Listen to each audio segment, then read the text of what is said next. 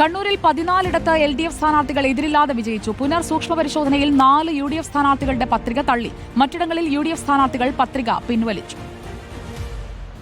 കണ്ണൂരിൽ 3 തദ്ദേശ സ്ഥാപനങ്ങളിലായി 14 LDF സ്ഥാനാർത്ഥികൾ എതിരില്ലാതെ വിജയിച്ചത്.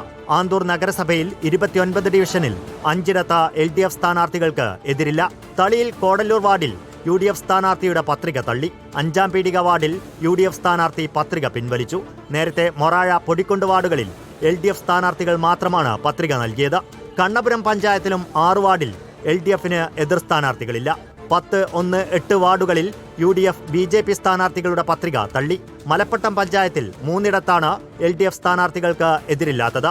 എതിരില്ലാതെ LDF സ്ഥാനാർത്ഥികൾ വിജയിക്കുന്നത് ഭീഷണിപ്പെടുത്തിയാണെന്ന് കെ സുധാകരൻ റിപ്പോർട്ടറിനോട്. എവിടെ അവർക്ക് സ്വാതന്ത്ര്യം? ഇറങ്ങി നടക്കാൻ പറ്റില്ല, വീടുകൾ വളഞ്ഞ് ഭയപ്പെടുത്തുന്നു, ഒറ്റക്ക് കണ്ടാൽ അടിക്കുന്നു. എങ്ങനെ ആടെ പ്രവർത്തിക്കാൻ പറ്റും? എന്നാൽ കോൺഗ്രസ് ആരോപണം തള്ളുകയാണ് CPIM. റിപ്പോർട്ടർ, കണ്ണൂർ.